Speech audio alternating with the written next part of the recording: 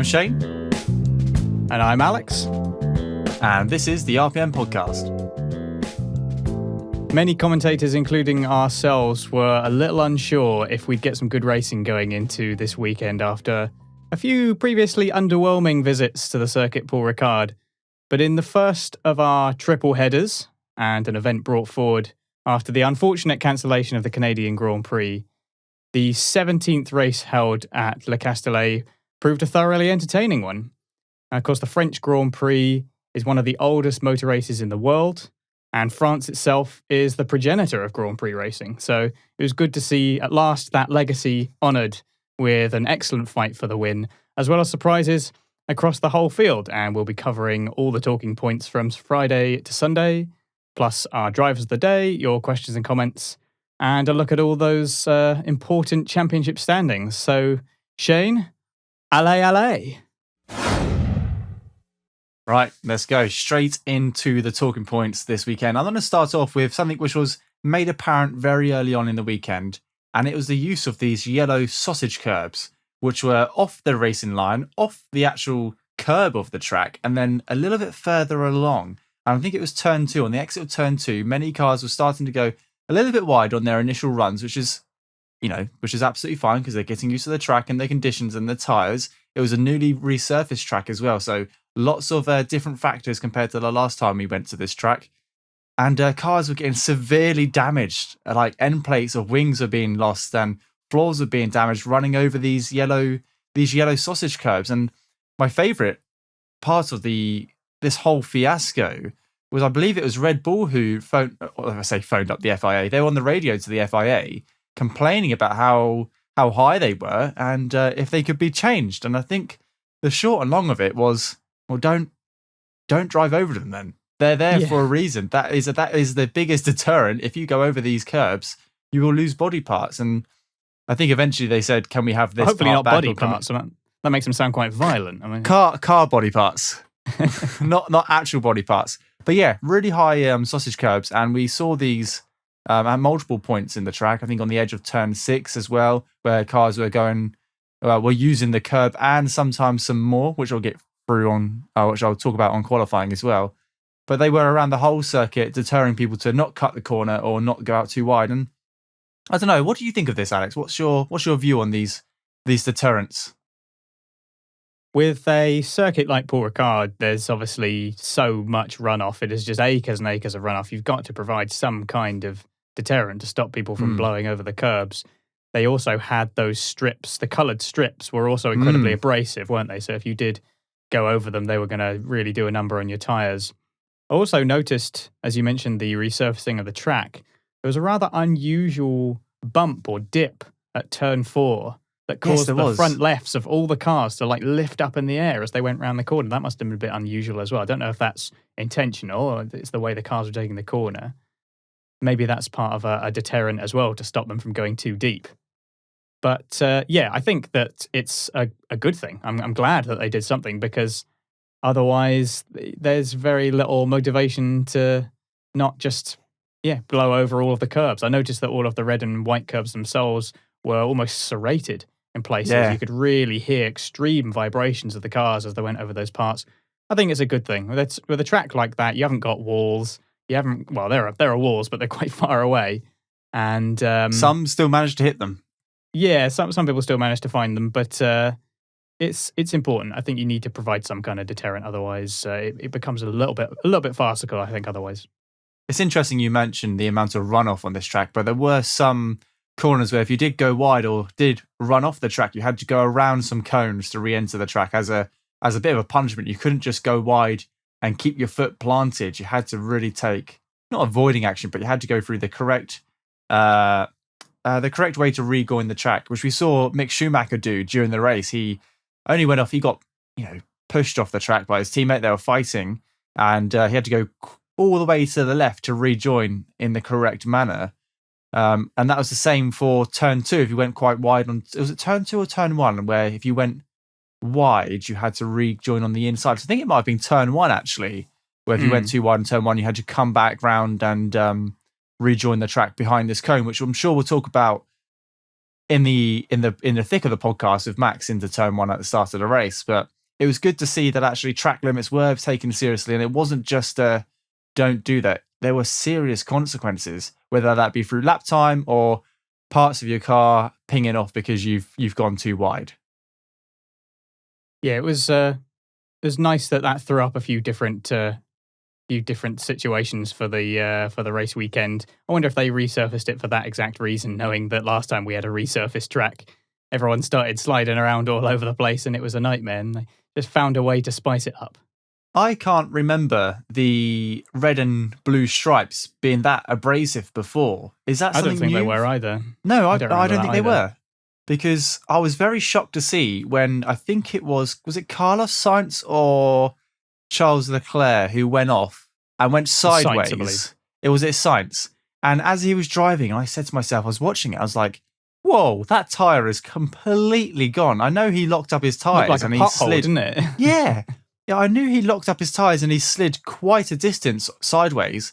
And we obviously get this flat spot, but that took flat spot to a whole new meaning. You could see the inside, you could see the construction, the layers of the Pirelli tyre where it completely ruined it. And I thought, blimey, that's one set of tyres gone within a couple of laps of what I assume was a practice session, but very brutal indeed. Not something I've seen in Formula One before. We've had gravel traps to really deter drivers, but you can get your car back out of a gravel trap and reuse the tyres if you really need to. But those bits of sandpaper, the drivers were referring to them as, absolutely brutal. But it was interesting to see.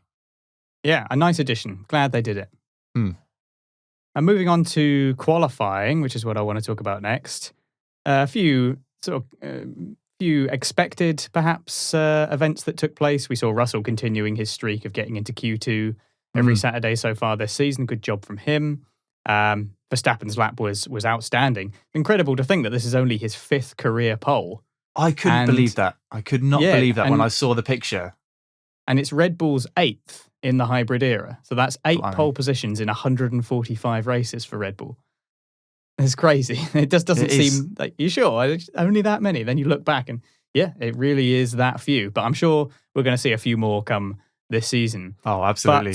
But what I want to look at for qualifying is I want to talk about our rookies, because Yuki Tsunoda, very poor session, brought out the red flag after spinning in turn 1. It's the 4th time he's out in Q1 this season, whilst his teammate qualified in the top 6 for the 5th time in 7 races.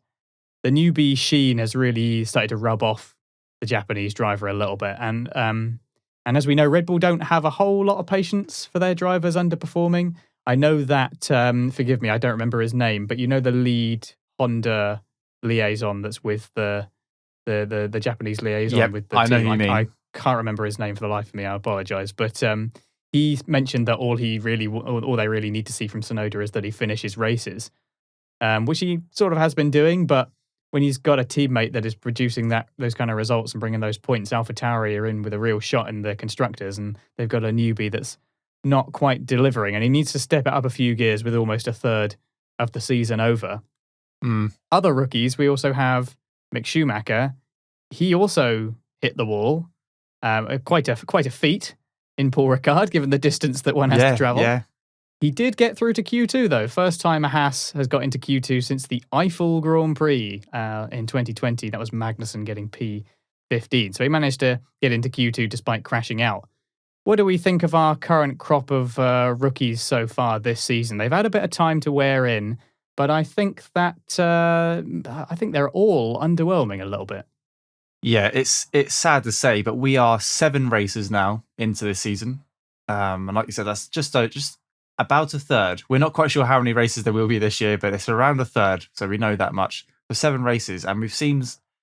Let's take it a step back. Drivers who've switched teams this year have really stepped up in the last couple of races because they've got used to the car, they've got used to the team, got used to their dynamics and put some time in the simulator. But the rookies haven't really made that same step. We've still got that, I don't know how to describe it. It's just been a bit underwhelming considering we've had the likes of George Russell, Giovinazzi a couple of years ago, Latifi, who we saw and heavily criticised a couple of years ago or last year, but how much he spun in the first couple of races, but really brought it back as the season went on. And he's really matured into a consistently good driver for the Williams car. In hindsight, he actually had an all right first season, I thought. He did, yeah, in comparison. But we've had like Lando Norris come in and Charles Leclerc, and they've had fantastic seasons, even though they've been in arguably better cars. But yeah, Nikita Mazepin and Mick Schumacher, obviously they're in the Haas, but Mick is constantly outperforming Nikita in both qualifying and the races. But they are, I mean, that might just be the Haas being underwhelming. But the biggest shock for me is Yuki Tsunoda. His teammate is in the top 10 consistently. He was in the podium. He was on the podium last week, or in Baku, which was a couple of weeks ago. And here he is for the third or fourth week in a row, spinning out in Q1, causing a yellow flag or a red flag. And it's not good enough. Everyone was jumping on how bad Mazepin was when the first couple of races he spun and lost it and caused some yellow flags, or, just spun and, caused some double waved yellows. But Yuki's still doing it. At least Mazepin's kind of got to grips with that car at the moment. Yes, he has the odd spin here and there, but so do some of the, legends in the sport. It's a real tough one. It's a real tough year to be a rookie in Formula One. It certainly is. I think that all things considered, Mazepin's not done too badly. Like you say, he still has his moments, but he's kept it together more than I think some people expected. Obviously, there's some complaints about him blocking people, but I think everyone complains about everyone blocking each other when it comes to blue flags. I think that he's actually done okay. That car is a bit of a dog. Obviously, he doesn't have much in the way of race pace and is consistently a fair way behind Schumacher. But yeah, Tsunoda is definitely the sort of key disappointment at the moment, because after Bahrain, there was much hype and excitement because he had such a great first race, and I do hope that he picks it up. He's obviously, there was talk about how he had to undergo quite a significant lifestyle change. I believe that they changed a lot of his training, and he needs maybe a little bit of an attitude reset as well. He's very, very angry and a bit too hot-headed. So it's understandable that drivers get a little bit agitated and have a few outbursts. So it's, high adrenaline, they're racing, lots of danger that they're putting themselves into. So it's understandable to a certain degree, but there really needs to be a little bit of a cooling off period for Tsunoda. Except that we've got a triple header, so it's just out of the frying pan into the fire, and it still remains to be seen that Tsunoda is going to last another season, because Red Bull, as I've said, do have a habit for not being particularly patient with their young drivers.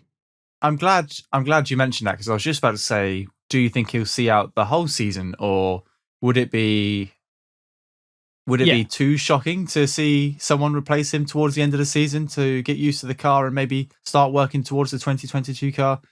It's Red Bull, like you said, especially in recent years, have a tendency to switch out their main drivers without even really considering like the impact on social media. They really don't care at all. Like they're a cutthroat team. They want the best in their cars, and the AlphaTauri now it's not a baby team. It's not like the little brother team or the little sister team of Red Bull. They consider themselves a partner team. They are the same level. They're independent entries into the sport, but Red Bull still have obviously that governing say on who drives for that team. So I just got this gut feeling that he might not last the whole season. If he starts to calm down a little bit and respect what his engineers are saying and really work with the team, I think he'll be fine. But at the moment, all we hear on and off the racetrack is angry Tsunoda, and I'm not sure how long that will last in the Red Bull camp.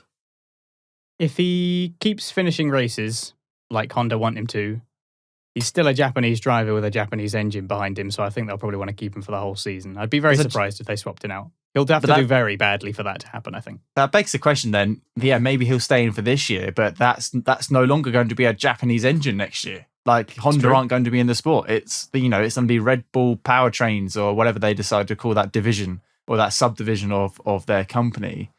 So will it be a British or I don't know. It won't be that Honda branding won't be there to protect him. Yeah. So we'll see. Remains to be seen. All right, what's next? Are we done with qualifying? Yeah, I just wanted to pick up on the rookies, really, and mention a few interesting performances. Great lap by Gasly. Yep. I don't really have too much else to say other than that. No, I think it was really good. Like you said, George did really well to get into P14. That Williams car works well in set conditions, and we saw that throughout the whole weekend, which we'll get onto in a minute. Oh, actually, why not? Let's get onto it now. Let's talk about George Russell and how he's been called Mr. Saturday for his whole entire F1 career, but this Sunday he was not Mr. Saturday. He was Mr. Sunday, because not only did he maintain, not only did he maintain P14, he actually finished P12 on merit. And I mean on merit because every single car finished this race with no yellow flags, no one caused a safety car, no one went off, which hindered any driver whatsoever. That Williams car with George Russell on it finished P12 out of 20 cars, which actually puts Williams now back in P9 in the Constructors' Championship, because that's the highest finishing position now to them and Haas, which is great. But is this a turning point? What do you think? What's your take on it while I take a sip of water? Russell did say that it was possibly their best race together, so he seemed pretty enthused by it as well. He had a terrible start. He was down 4 places to P18. He obviously didn't really get it together, but it was funny. And we mentioned Tsunoda. It was Tsunoda that he passed for P12. So Williams overtaken an AlphaTauri, not too bad. That's signs of some improvement for the team. I believe they brought some upgrades, and they are continuing to modify that car. They're not doing nothing with it, which is kind of encouraging, really. I think it would be, I don't know, not the right way to go about it if they just ignored that car and waited for 2022. They obviously feel like there's more they can learn from that real-world experience, even if the regulations are changing. Yeah. Is it a change in pattern for Williams? Very hard to say. They do keep having these moments where it looks like they're just creeping towards the points potential, and then they have a race weekend where they just seem to be stuck in P17 and P18, and there's just nothing doing. So I don't know. It's very hard to say. That their form is a little bit all over the place in that bottom 10. I really, really want them to do better, and there's still no guarantee that George Russell will move out of that team yet. We still don't know exactly what is happening yet. That was It's he might stay there. Maybe Williams will suddenly bring a brilliant car in 2022. You just don't know. Yeah, like you said, we have no idea what's going on with that contract. My next question to you was, how much do you think the Mercedes bosses were watching or are watching George Russell in that Williams? Obviously, they're not expecting massive results because it is it's one of the slowest cars on the grid, but actually a P12 finish in a Williams is pretty incredible. And that's got to be down to the driver as much as it has to the machinery. I mean, Latifi finished in P18, I believe, this race. So there's a big difference there between their two drivers who've been in that car almost the same amount of time. Do you think Mercedes are paying close attention? Is this Russell's resume? Is this what he's doing? Is his racecraft his winning bid, or is he bidding for that Mercedes seat still? What do you think Mercedes are looking at the moment? Do you think they're even looking at Russell at the moment? Do you think they're just biding their time? Toto Wolff definitely is, because he said that he's still watching Russell.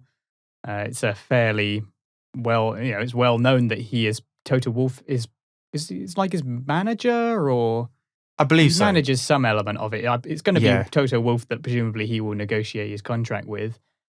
They'd be daft not to be paying attention to him. Obviously, it's difficult not to talk about Russell's career without also talking about Bottas's career. I don't really want to get too much into Bottas just yet, but yeah, they'll have to be watching him because he is a Mercedes Academy driver. He's a well-respected driver on the grid. He produces some excellent results in some rather underpowered machinery. Yeah, we don't know what's going to happen yet. It feels like he has just as much chance in ending up in that Mercedes as Bottas right now. It really does feel like it could go either way. They could go for somebody who's been in that car a long time and they know is going to fight hard and they know is still hungry. I don't think there's any question that Bottas is still hungry to perform. We saw in the passion of his responses over the radio today that he's not lacking in enthusiasm. This is not a guy who has given up by any stretch of the imagination. And Russell he's got a lot of talent and he's got a lot of quality, but I still think he's a little unproven when fighting for real points, real podiums, and maybe even wins. What we saw in Sakir last year was incredible and he was very good, but that was one race. And to do that over a whole championship under those conditions is a completely different set of circumstances. I'm not saying Russell isn't capable of it, but he is untested, and that will definitely be a factor in their decision as well.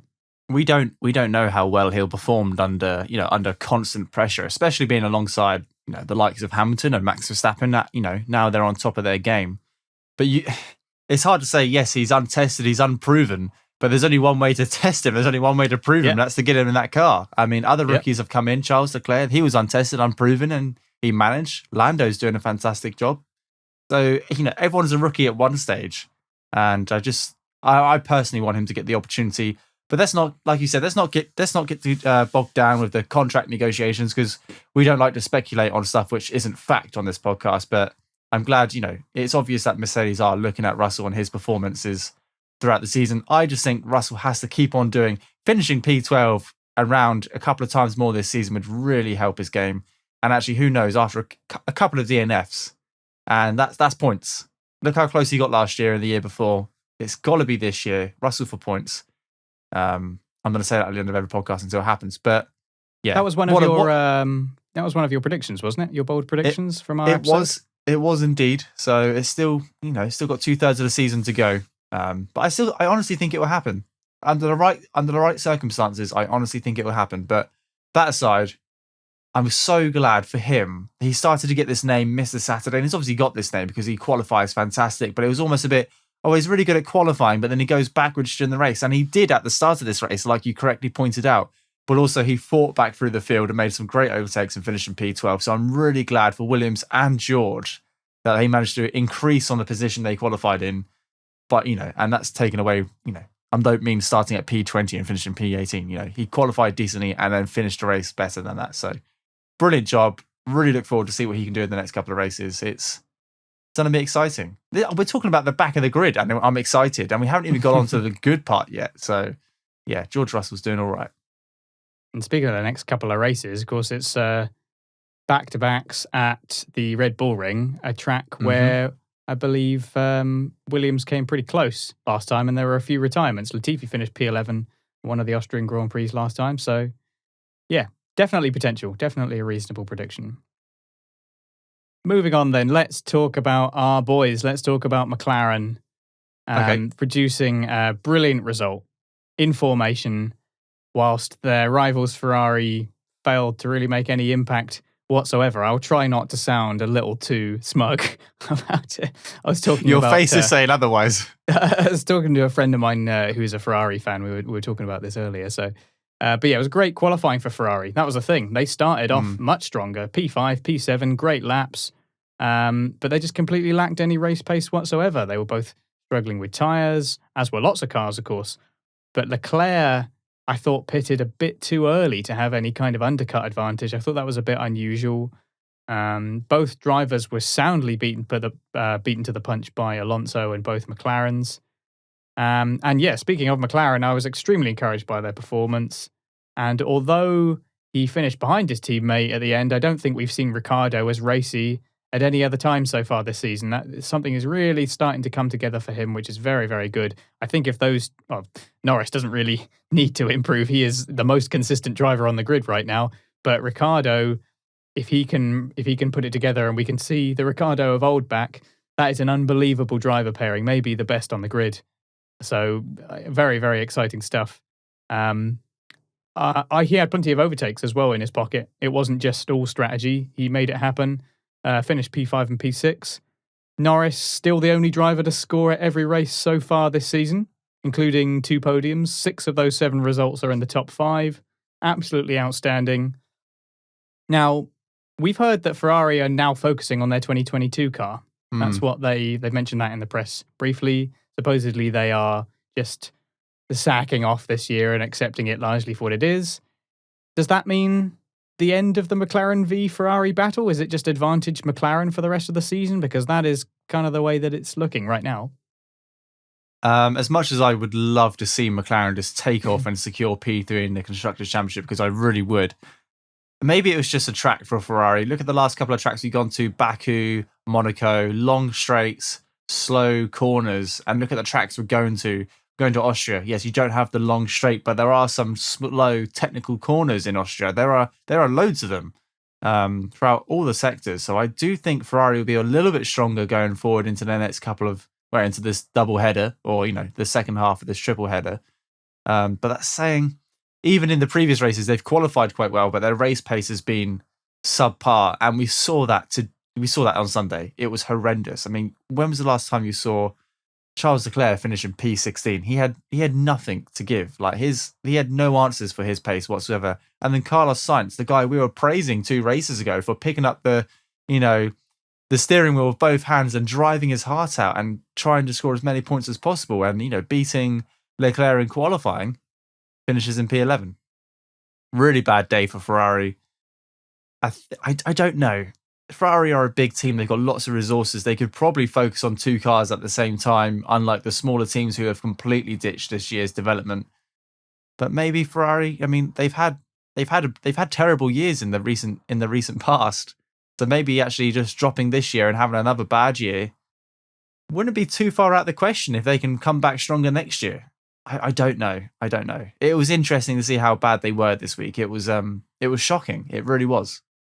It still can't be as bad as last time. I mean, ultimately, qualifying P5 and P7 is great. I mean, they've got 2 fantastic qualifiers as well. Leclerc is an excellent qualifier, one of the best on the grid, one of the best races on the grid in general, and Sainz has really, really become an outstanding driver in the last couple of seasons as well. So they're not short of talent, they're not short of resources, but if they're leaving the car as it is now, it clearly struggles for race pace on a couple of circuits. So yeah.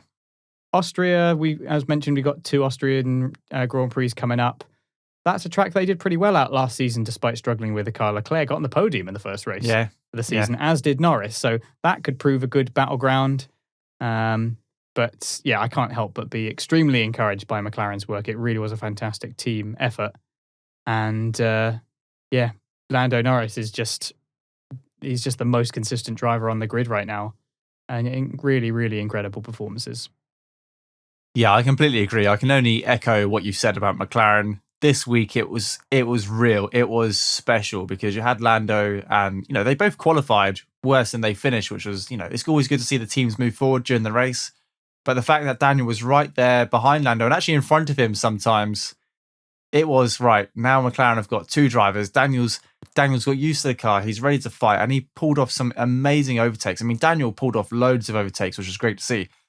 Lando pulled off some incredible overtakes on the outside of, after that back long straight, you've got the chicane. You move on to the really fast right-hander where you pull up to 4.95 Gs.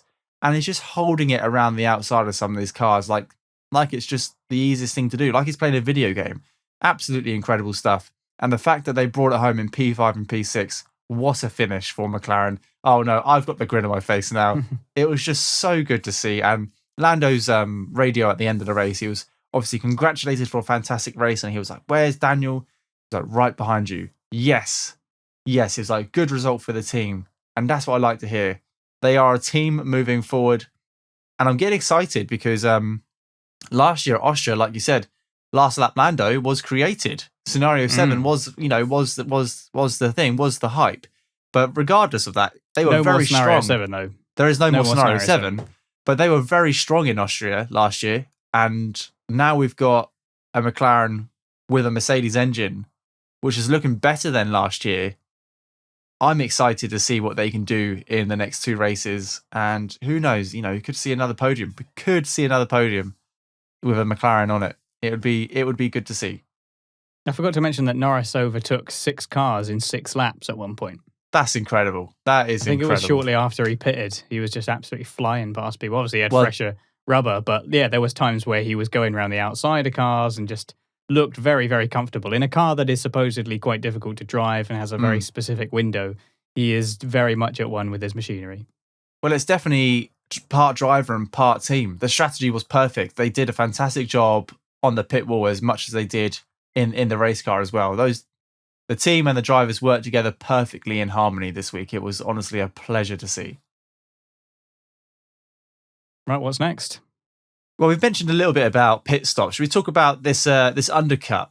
And I wanted to mention how McLaren executed a beautiful undercut with Daniel, and that kind of triggered everyone. That was on Gasly. Well, Gasly and Sainz. So initially it was like box to overtake Gasly. He came in. McLaren did a decent pit stop. It was 2.9, which is faster than what they've had throughout the rest of the year. Got back out. Still not great, but it's becoming the norm actually. A sub 3 but higher than 2.5 second pit stop is becoming a norm for most of the teams. I think they're just playing it a little bit more safer nowadays than what they need to. But regardless of that, he pitted, did a fantastic outlap, and then jumped both Gasly and Sainz in one lap. The undercut was so powerful, which was, was mad to see.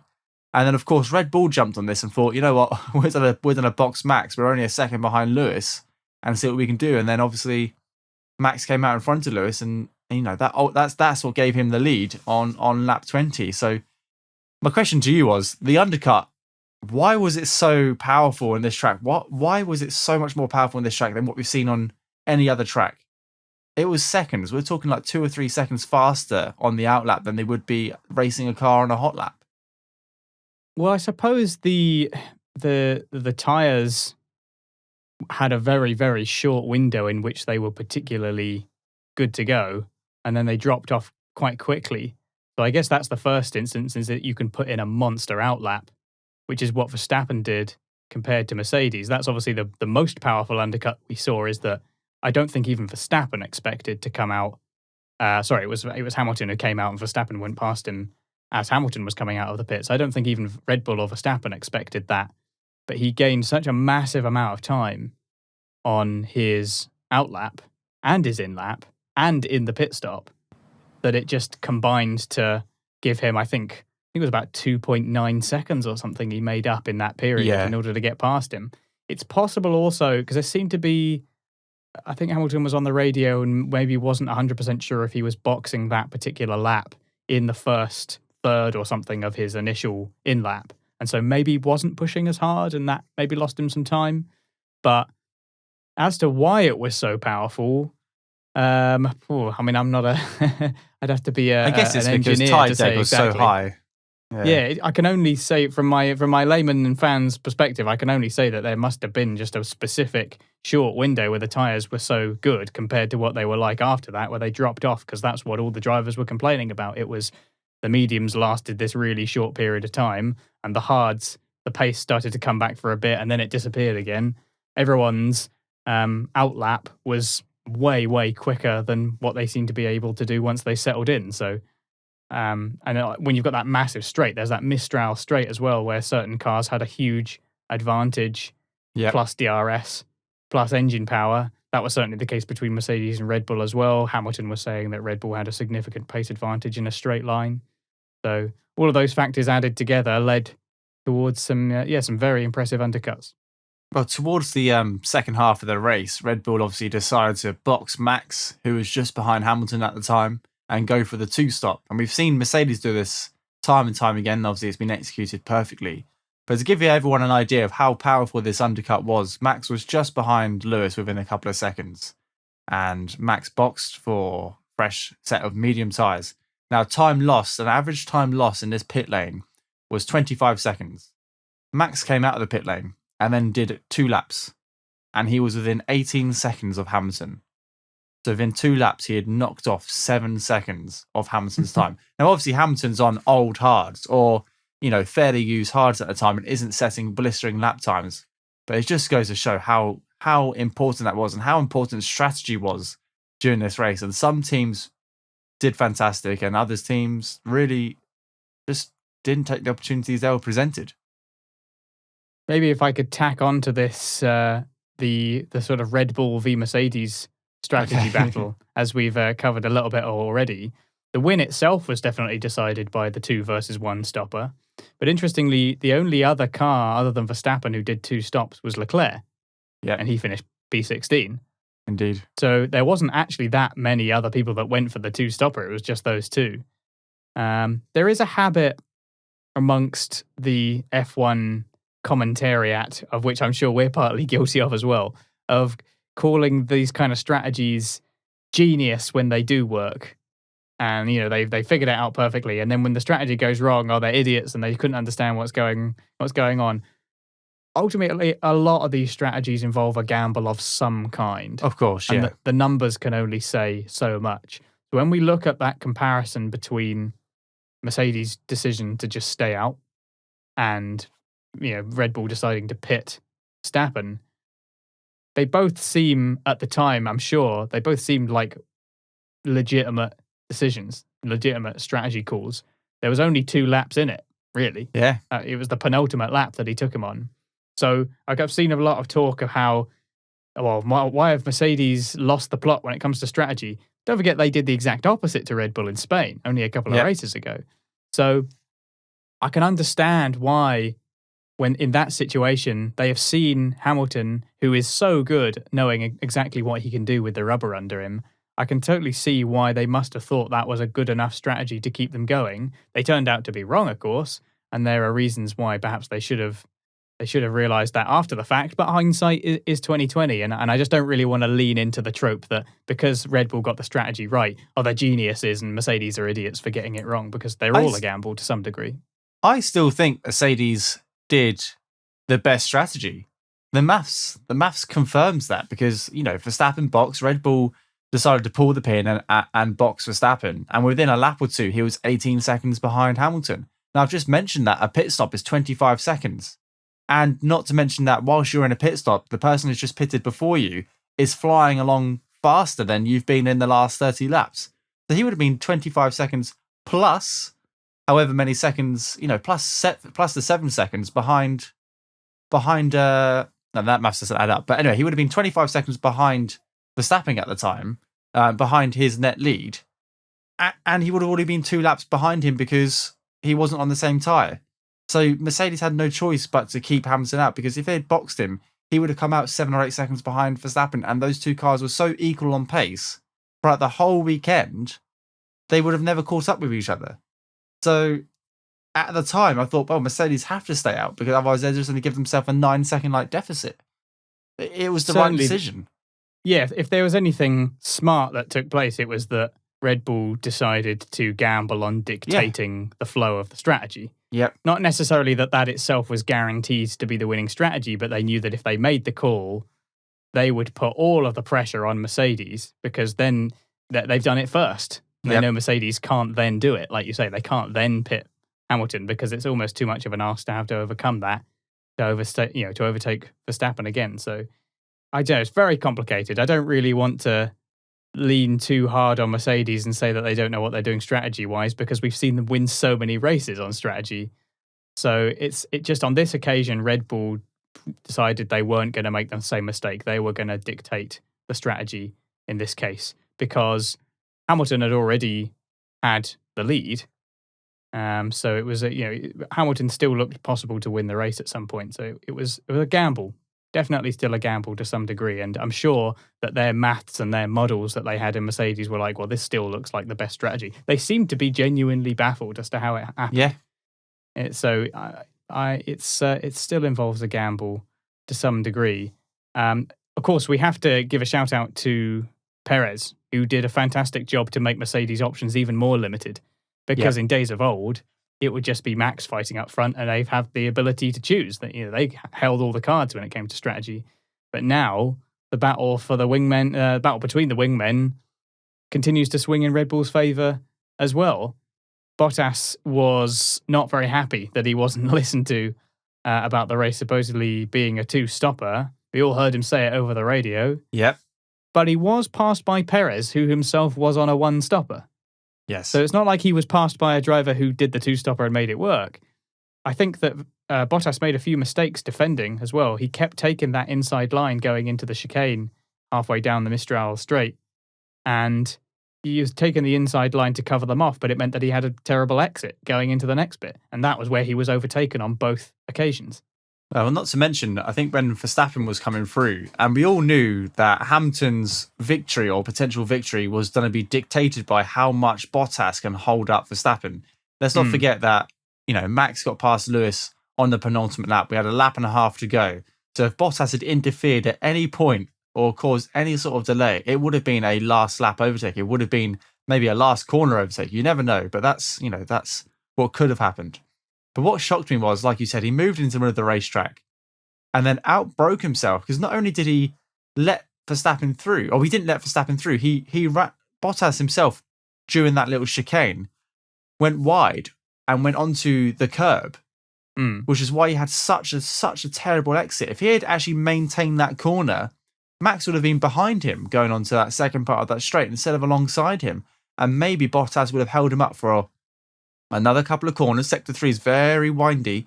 Maybe Max would have got him on turn 1 on the final lap and then had to go for Hamilton. But it just, it was a poor move. It was poor defending by Bottas, who not only defended poorly, but then went off the track due to defending poorly and then really messed up his exit, which just allowed Max to come through with no hindrance whatsoever. And Mercedes must have been gutted, because I heard over the radio Hamilton was talking about how far Max was behind, and when I think Hamilton was asking, when is Max going to be next to me? When am I going to see him in my mirrors? When am I going to be fighting him? And Mercedes' response was, depends how long Bottas or how much Bottas can hold him up. And he didn't. I mean, he tried, but he really bottled it. And he came off the track and just let Verstappen start alongside him on the second part of that straight, where we know the Red Bull's running lower downforce, so he's going to be faster. And they're running a brand new engine, so he's going to be faster, and arguably have had a better engine this year. So in a drag in a drag race, that Red Bull's always coming out on top, and Bottas just let that happen. Instead of parking it in the middle of the track, he just it was shocking to see. I wasn't too impressed, to be honest. I couldn't quite understand the moves that he made. It seemed like he got a bit distracted in trying to cover him off and forgot that he needed to get a good line into the next corner. And clearly neither car, either Verstappen or Perez, when they made that move, neither car was coming up behind him fast enough to go up the inside. Just leave it open and take the optimum inside line into the next corner so that you have a good exit. But he didn't do that. He did the same thing with both Verstappen and Perez. So I didn't see anyone else try to defend like that at any other point in the race. I mean, I'm sure maybe it did happen and we just didn't see it on the actual broadcast itself. But I didn't see that from anyone else on the broadcast, and I thought it was a strange choice.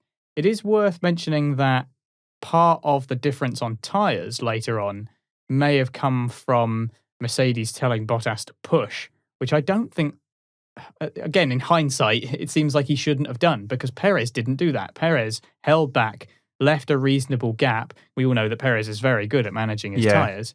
He held a reasonable gap, went nice and long, so that when he came out, he had much more tyre life to play with and then was able to attack. That was when he did his attacking, when he was going after Bottas, because Bottas was almost going to overtake Hamilton at one point.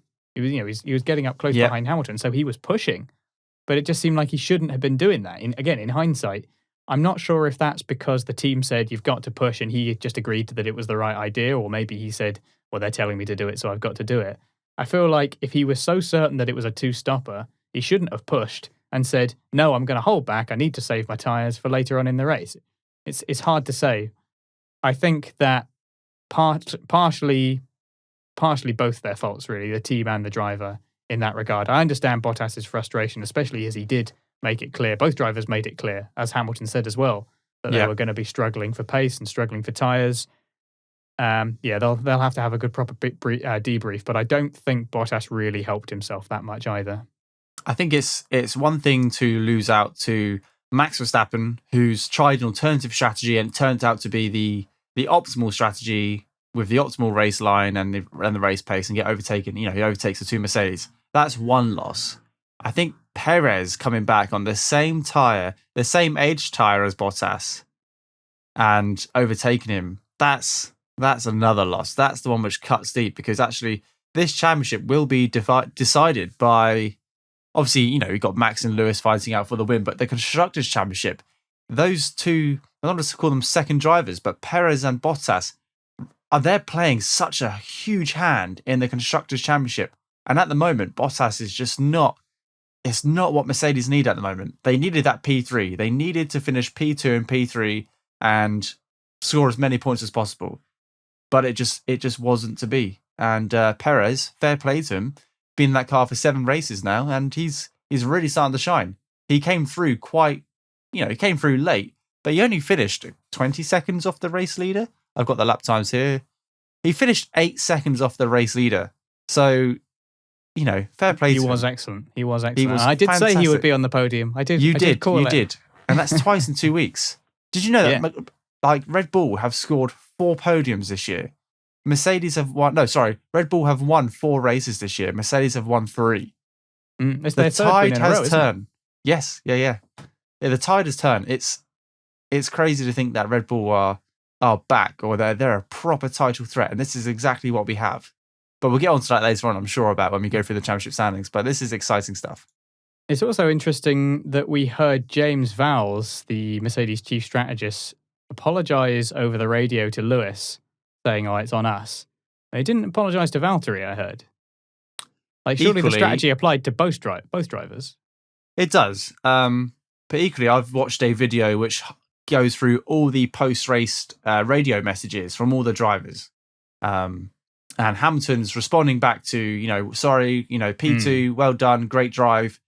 Sorry it wasn't what you want. And Hamilton was like, yep, I did tell you it'd be a 2-stop due to pace. Well, not to worry. Still great points for the teams. We'll bounce back. Yeah, it's quite modest for Hamilton. Like, that's a good way to handle to handle a pretty big defeat, to be honest. And Bottas obviously got the same P4 plus 4 seconds to Perez. Sorry, it wasn't the weekend you were expecting. Yeah. And the engineer was like, sorry, it wasn't the weekend you were hoping for. And Bottas just didn't respond. It was radio silence. It was silence, yeah. Got the Vettel at Ferrari treatment. Yes, exactly. Which is all very interesting when you look at the dynamics of the team. And, Mercedes are under pressure because of the Red Bull's threat. You've got contract pressure. Bottas has really got to start. He must be feeling it. And that's where I think we've heard that outburst, because he's driving for his career. Like, he might be a Mercedes next year. It's unlikely, if you ask me. I don't know who's going to replace it, and I don't know if Bottas will go to another team. It's a whole new era next year, so there's a lot to take into consideration. But all I do know is none of those Mercedes drivers have a contract next year. So they're both driving for their place in Formula One. And one of them's a 7-time world champion and the other one isn't. So, the pressure is mounting up. Shane, what you're saying is they've got to drive to survive. That's exactly what I'm saying. I tell you what, Netflix should take that and make a series about it and really over-dramatize it. Yeah, maybe I'll pitch it to Netflix. All right, well, I kind of tacked on my Red Bull v Mercedes strategy battle thing, so back to you. I just wanted, my next bit was just to talk about how Red Bull has now won more races than Mercedes has this year. They've won 3 races in a row, which they haven't done since 2013. That is 8 years ago was the last time they won 3. That is the last time they won 3 races in a row. And it's all because, Red Bull's always been good. They've always had the car. They've just not had that second driver to really give them that strategy option. And I just wanted to reiterate how important these second drivers... I apologise to anyone who's a Perez and a Bottas fan, because I shouldn't be calling them second drivers, but how important teammates are this year. How important Bottas and Perez are for the championship, and how Red Bull have now been able to adapt and create these weird and wonderful strategies because they have a second driver in the mix, which is what Gasly, Kvyat and Albon, so many before them, have failed to do. It's a really interesting time of year, but those other drivers, so which some would say the second drivers of the teams, are just as important at the moment for the Constructors' Championship. And indeed the drivers. Absolutely. All right, then, so let's talk a bit about our home race team, Alpine. They had a pretty disappointing day. It was nice to see a little bit of French pride as well in the stands, because we had some fans. That was nice. There was a limited capacity. I think it was 15,000, something like that. We saw lots of crowd noise. We heard big cheers, for example, when Verstappen got past Hamilton. So it was fun to hear a bit of atmosphere, lots of waving of the tricolour. So that was very nice. Yep. But unfortunately, that French passion didn't translate for Alpine. They had a pretty disappointing day. There was some promising signs at first, because Alonso got into Q3. He bagged P9. Ocon was P11. But similarly to Ferrari, they both just had nothing really when it came to race pace. Alonso did a lot better. He seemed a little bit more confident after the pit stops and made up a few places that he'd lost earlier to grab a couple of points in P8. But Ocon, on the other hand, it just didn't seem to feature at all. He just went backwards for the whole race. Like both Aston Martins, he started on the hard tyre. So he looked like he would try and go nice and long. And that's a strategy that we've seen him pull off a good number of times when he was at Renault last year. It was something that he became quite adept at in quite an understated way. I think I mentioned it a few times in the podcast when we did it last season. That wasn't to be here. He just seemed to disappear. What happened to him? I didn't really see much of him. He just seemed to go backwards. Do you see much of Ocon in the race? He certainly didn't have much TV coverage. From what I understand is it's hard to put your finger on it because in one hand, Alpine did all right with Fernando Alonso finishing in P8, handful of points, not too bad. Had some really good drivers in front of him. You had like Pierre Gasly and Daniel Ricciardo and Lando Norris, are really tough people to overtake, especially when your car is probably not as good as those in front of you. On the other hand, you've got Ocon, who's finished down in P14. Now, I think it's important to remember that tyres were probably stretched as much in this race as they have been the whole season so far. We've not seen tyre deg like this for a long time, where every single driver from the top of the field to the bottom of the field is struggling with tyre deg. And it's by no surprise that, the very experienced driver, Fernando Alonso, was probably able to manage that deg quite well, or drive on that degradation quite well, and make the best out of a bad situation. Whereas maybe Esteban and, maybe Ocon hasn't had that experience and really struggled with the car and how it managed and how it drove with those types of tyres on. That's the only thing I can put it down to. Yeah, it's a shame. I wanted to see him do a bit better at his home race, because I think last time he was here, didn't he have an accident with somebody? Possibly with Gasly, actually, I think it might have been. Think so. Not because we didn't have a race there in 2020. No. And he was, I think the last time he was there, he would have been at Force India, and I think he had an accident with Gasly, and both French drivers went out in turn 1 at the French Grand Prix. So I seem to recall that was how it went for him last time. But a bit of a disappointment for Alpine. There are some signs that they can fight with the midfield, but they just have that inconsistency. A little bit like Aston Martin, they're fighting for a bit of better form. But just wanted to bring the home team up in the conversation. A little bit of French pride. Unfortunately, it didn't really bring them home to particularly impressive results. It could have been a perfect weekend because Esteban's just signed a new 3-year deal or 2-year deal with Alpine. He's signed until 2024, I think. Oh, so yes, it is a 3-year deal up until 2024. So that's a massive contract, especially in today's, I don't want to say in today's era of Formula One, but you don't see big contracts like that so often. Usually it's a year or 2 years here and there. So positive news coming into the weekend. And like you said, French Grand Prix, and it was just a little bit underwhelming. But the car is, like you said, it's very much like Aston Martin. Sometimes it really performs quite well, and other times it just doesn't. And that's driver and machine combination. Yeah, not enough confidence and form. All right, what's next? We've actually covered everything I had on the race, so I'm happy for you to chuck another one. Well, I just want to mention one last short thing, which is, and I think it has to be mentioned before we move on, which is the weirdest trophies on the calendar. Are they the gorilla trophies? Yes. Just wanted to mention that, just in case that anybody wasn't aware of the background on these. So they're designed by a French artist and sculptor called Richard Orlinski. It's apparently in the regulations, and I checked this, and it is true. It is in the regulations that the trophies should be in the form of traditional cups, which they don't appear to be at most races. No, they have the big plates, and they have the sort of the Heineken trophies, and there's there's these gorillas. I'm trying to think of what other types of. I'm pretty sure Monaco has a Monaco Austria track trophy. Yeah, that's right. So does Austria. Austria had the track one last time as well. The only one I can think of where it actually is a cup is Silverstone, because they have the kind of famous. They have the sort of historic one. I also think Russia has the traditional cup as well. Oh yeah, if I remember correctly. Possibly, yeah. Yeah.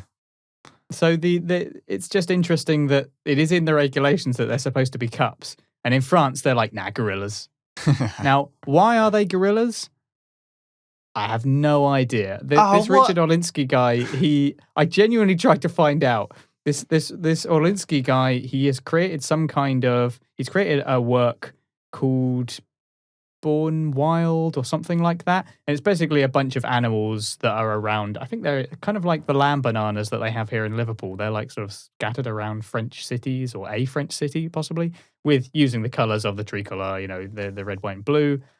And when asked about it, it was something to do with the gorilla doesn't like deforestation, something to do with ecosystems. And it's like, okay, why is it a trophy, a motor race then? I tried to understand why it's a gorilla and I came out none the wiser, I'm afraid. But just shout out for just having an interesting trophy. They gave second place the blue, and first place the white, and third place is the red. So they have the French flag in the colours of the trophy as well. Just shout out for having an interesting set of trophies. I just respect that.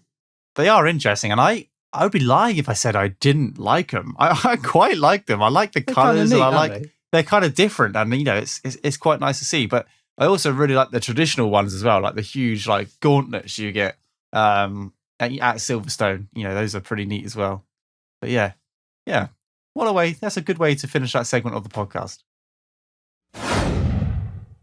Right now, we come to your questions and comments in our view from the stand segment. Thanks, everyone who got in touch. We're going to start off with Daniel Fergie25 on Twitter, who asked, did you guys expect DNFs in the race today? Kind of shocked all 20 drivers finished. Shane, did you... I kind of forgot until the race ended that everyone had finished. Did you expect any DNFs today?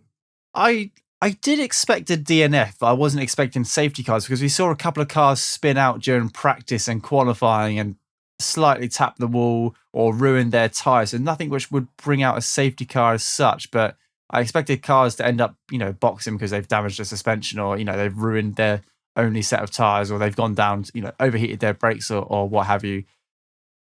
All 20 drivers finished. That's pretty good for a Formula One race. It's a pretty good feat. And the last time that happened where all drivers finished was? I think it was last year, wasn't it? I think it's Austria 2019. Okay, so 2 years ago. The last time there was a race that everyone finished.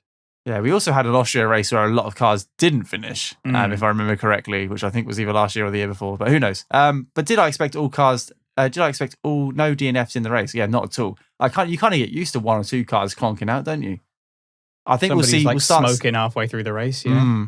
Towards the end of the season, we're going to see a lot of engines go pop because these engines, there's only 3 of them this year unless you take a penalty, and they'll be doing some serious miles on them towards the end of the season. So yeah, this might be the last time you see no DNFs for this season. And it's pretty difficult to stack it at the circuit, Paul Ricard, because as we've said, there's just lots of space. It's pretty difficult to hit a wall. Even if you go off, you've got a chance to correct it. Yeah. So in hindsight, maybe it isn't that much of a surprise, but it's nice to see all 20 drivers finish because then you know that everyone's position is more on merit. And as we mentioned with George Russell, he was there in P12 not because a bunch of people crashed, but because that was the pace of the car and that was his achievement as a driver. Thank you very much, Daniel. Our next question is from Riley Gale 33, who we've got a couple of questions from, which I'm more than happy to read out all of them because it makes this podcast way more interesting. And we're going to start off with a bang. Alex, who is winning the championship? Let me just get my crystal ball and who's winning the championship? I'm going to take a stab. I don't think Hamilton should ever be discounted. But the wind is very much in Max Verstappen's sails. So I'll for purposes of not wanting to be churlish and not answer the question, I'll say Max. Yeah, fair enough. It's hard to see anyone else topping Max's performance at the moment. And that's not saying Hamilton isn't good, but Red Bull just have that slight upper hand. But who knows what will happen in a couple of races' time? We have no idea. If you ask us the same question in 7 races' time, it would be definitely Hamilton. You have no idea. Lando Norris, second half of the season, just absolutely comes in. Yeah, that would be great. Sticking with the Lewis and Max battle, how many wins will Lewis and Max get this year? I guess respectively. So how many wins do you reckon they'll get this year? I'm going to start this off. I'm going to think... How many rounds are there? There are 22? There were 23. We've lost Canada and Singapore. They've all been replaced so far. One of them's still yet to be replaced, I think. It could still end up being 23. Let's assume 23. So I'm going to say, if there's 23, I think they'll win 11 each. and then Perez won the Baku. That's race. right. Yeah, you think Perez will be our only other winner this year? I think Perez will be the only other winner, because how often will you see both Lewis and Max not DNF? I mean, I know Max DNF, but Lewis pretty much DNF to that race, finishing in P14. I don't think that will happen again this year. I don't think that I just can't see it happening. So I don't think anyone else will win a race apart from Lewis or Max, which doesn't sound like the most exciting season in the world, but also sounds like a pretty good season if you ask me. So who knows? What do you think? Well, in order to maintain the credibility of my bold prediction made at the start of the season, obviously there'll be one race where Fernando Alonso wins. Somehow he'll just win somehow. So, but I think that's a pretty reasonable prediction. That result with Perez was very unexpected, although he thoroughly deserved it.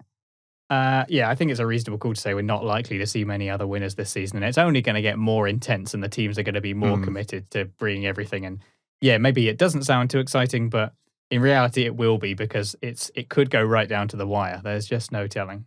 Well, if you take Perez out of the mix, they're 3 apiece at the moment, Max and Lewis. So it's who knows? We'll come back to this at the end of the year on our season review. How many races did we think each driver would win? And we'll see how far off we were. And the final question from Riley is the constructors looking good for Red Bull? Yes. Yes, it is. Yes, it is. With Perez performing like he is at the moment and taking the fight to Bottas and coming out on top, the constructors is looking very good for Red Bull, and we'll get on to the points in a short while. Thanks very much for getting in touch, and we'll finish up with RPM legend Dave Doherty, who asks for our thoughts on the Mercedes strategy. Now, we covered a little bit about obviously what Mercedes were up to.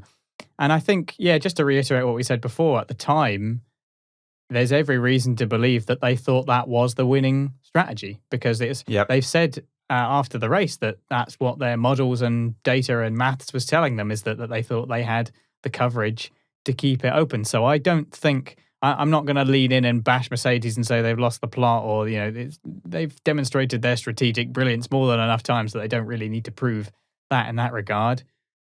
But the old adage in Formula One is that you're only as good as your last race. So if that's to go by, the best strategy is the one that wins. So ultimately, they're going to have to question their models and maths, perhaps. I don't know.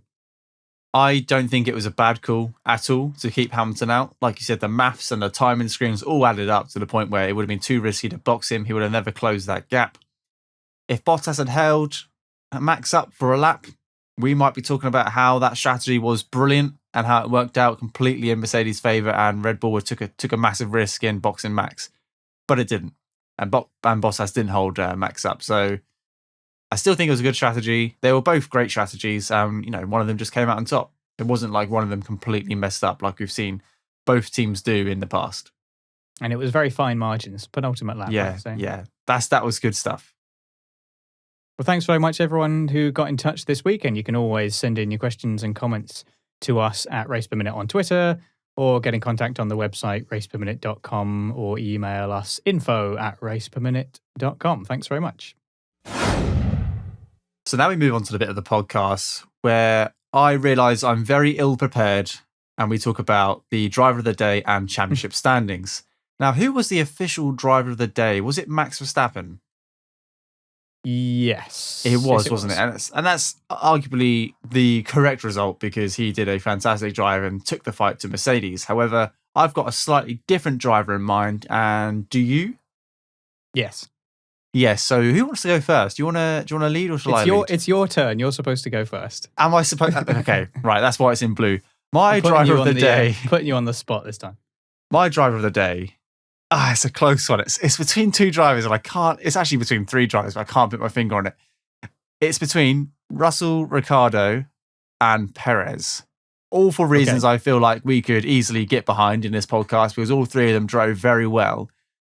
But my driver of the day is going to Sergio Perez, because his tyre management, his ability to work a strategy, his late overtake on Bottas, on the same age tyres, on the same tyre compound, all just rings out like a really fantastic drive. Like, he started in P4, he ended in P3, so he moved up a position, and he was faster than Mercedes in difficult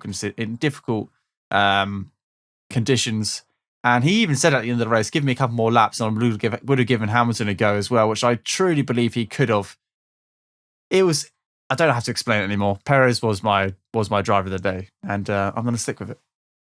Great team spirit as well. He was, he was happy to let Verstappen pass and was like, "Yeah, let's get them together." He really had a great team spirit, and I'm sure Max Verstappen is very, very happy to have that guy as his teammate now. 2 Red Bulls on the podium. We've not seen that for a very, very long time.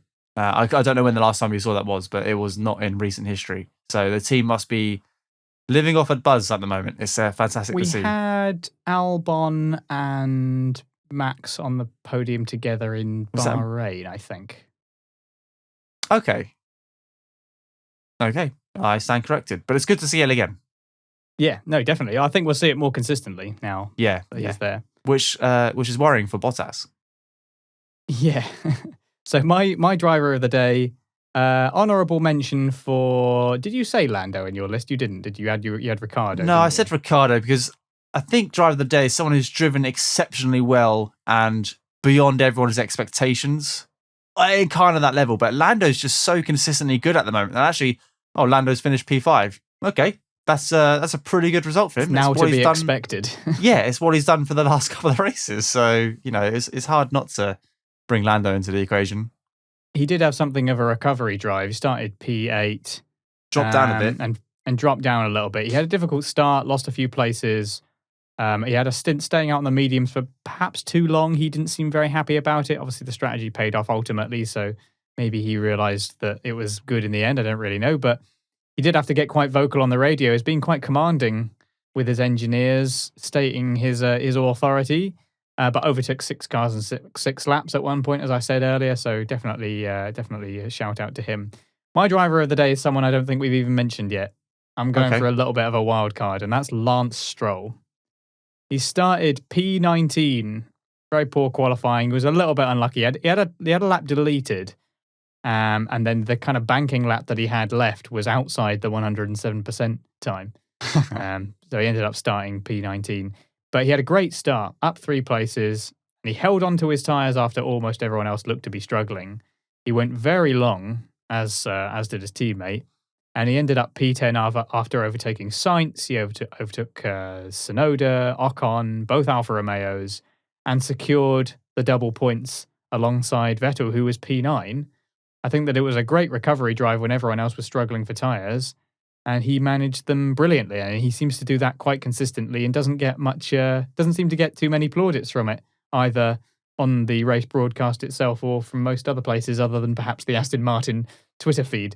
So I'm going to give it to Lance Stroll for a brilliant recovery drive, securing those double points and allowing Aston Martin, as we will see in a little bit, to start creeping up the championship standings.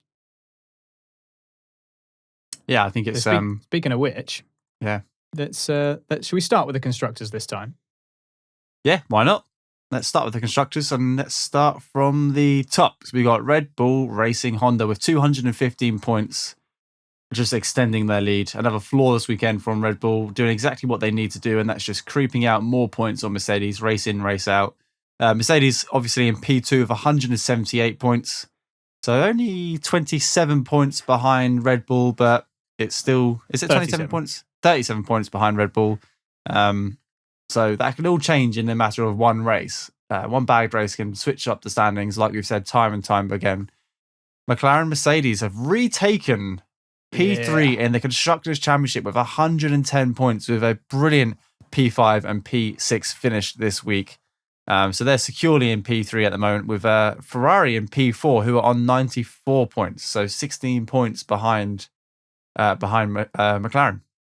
And then AlphaTauri in P5, they didn't at all, which hurt them a lot. So this whole McLaren, the fight is still alive. I still think it's alive, but we'll start to see... Well, I think the next 2 races where we've got the same track twice, we'll start seeing which cars are performing well and which ones are not. And in P5 in the constructors, it's AlphaTauri with 45 points. Yeah, then Aston Martin on 40, so getting much closer. Those double points helped. think Vettel said after the race that it's still not as many points as they need. Understandably, they want to be in that top half of the standings, but they're getting there. And I think some more consistent performances like these ones are helping. AlphaTauri have the unfortunate situation with Tsunoda at the moment where he's just not really scoring much for the team and Gasly is doing all the heavy lifting. So if Aston Martin maintain that consistency between both drivers, they could definitely threaten for P5. After them in P7, we have Alpine with 29 points. Obviously, Alonso bagged a couple of points for them, but they're still just making up the rest of all the teams that have essentially scored a noticeable amount of points. Not to disrespect Alfa Romeo, but they are sitting on 2 right now. They again failed to score, unfortunately. Williams have got back P9 thanks to George Russell's P12 result, and Haas continue to, they go back to taking up the rear. Both Williams and Haas, no points. Moving on to the 2021 drivers' standings. Alex, take us through the top 10 drivers. Max Verstappen then, he really cementing his lead, 131 points to Hamilton's 119. That is not quite a race wins lead, so there's still plenty to play for. And Perez now comfortably P3, 84 points. And Lando Norris P4, 76. Bottas P5 with 59, starting to slip away, perhaps. We'll see whether or not he can keep bringing back a few more consistent performances going forward. Leclerc and Sainz in formation in P6 and P7 with 52 and 42, respectively. They would, like you say, they were definitely hurt by not scoring this weekend.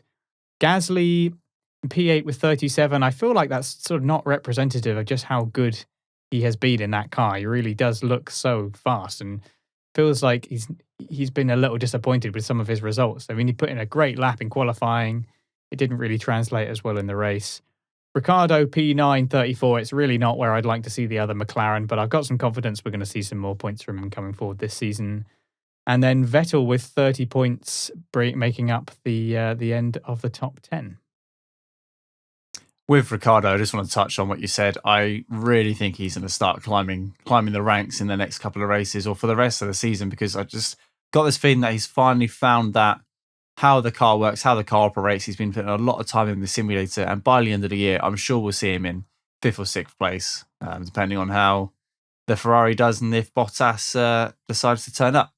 But now we're looking at the second half of the grid, starting from P11, and in P11 itself is Fernando Alonso with 17 points, and then Esteban Ocon with 12 points. So, like you said, the Alpine Renault team having a very on and off season, and actually sandwiched between the 2 Aston Martin drivers, which is interesting. So those 2 teams are really fighting it out, and those 4 drivers are right next to each other in the standings. Not many points separating them at all.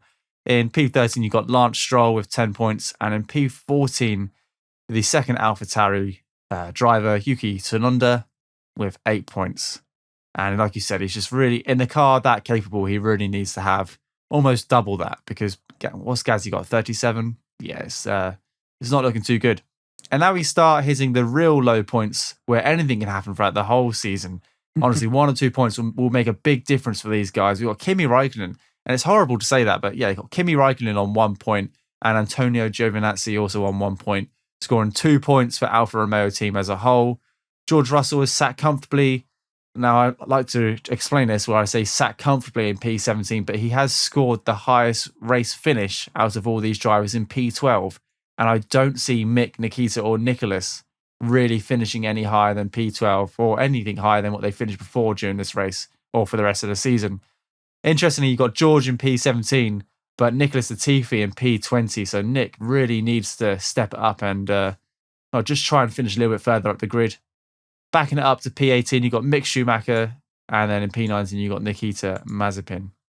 So it's all very close at the bottom. It's all very close at the top and in the midfield, like we say every week. One bad race or one driver will make another driver's dream come true. It's all open. We're 7 races into the season, and no one has a clue how it's going to go. Well, there it is, the French Grand Prix. That was a lot more exhilarating than I think we expected it to be. I was quite happy to have a sort of slow war of attrition, and actually found myself pretty glued to the screen. So thanks very much, Circuit Paul Ricard. Let's have a bit more like that. Keep those abrasive strips. make the curbs even bigger. Don't let them go outside. I think maybe they should measure it by the more complaints they get through to the FIA about the curbs, the wider they make and higher they make the curbs each time. You complain again, 4 inches. Yeah, but we're damn near got 5 inches. Just keep raising those curbs higher and higher until eventually we can't afford walls. it. 6 inches. Yeah, it's just walls around around this sort of old airstrip. But yeah, do send us your thoughts or questions about this race or any of the F1 season so far to us at RacePerMinute on Twitter. You can also get in touch at raceperminute.com, or you can comment below if you're watching us on YouTube. And if you enjoyed this episode, don't forget to give us a rating or a like, all that sort of stuff, clicking the buttons and the bells and all these sort of things that you need to click on in order to get the algorithm to show us some love, I suppose. No idea how any of it works, but apparently if you click on buttons, it's good for us. So please do that. And if you like what we do and you want to keep seeing it, then don't forget to subscribe, whether you're on YouTube or Apple Podcasts, Google Podcasts, Spotify, wherever you are. Follow us, subscribe, wherever you're getting Race Per Minute.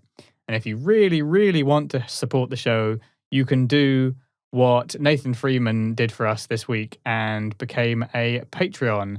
You can help us keep the quality content coming and receive some lovely rewards by donating as little as £1 a month at patreon.com/raceperminute. Thanks very much to our new patron. Really helps keep the show coming, helps cover the costs, and helps us keep bringing a quality ad-free experience, which is ultimately our aim with all of this. So thanks very much. And next up, we have 2 more of our triple headers. We've got 2 or 3 triple headers this year, don't we? Yeah, we do. It's gonna be brutal on the teams, but it's also gonna be brutal for anyone trying to cover this and make podcasts. And if their day jobs depend on reporting on Formula One, it's gonna be a busy couple of weeks coming up. Yeah, we've got some work to do, but I'm looking forward to 2 Austrian Grand Prix. I do really like the Red Bull Ring. It is, of course, going to be somewhat of an advantage potentially for Max Verstappen and Sergio Perez. So we could see another intense battle there. I'm looking forward to it. Yeah, as am I. It's gonna be good. It's a good track.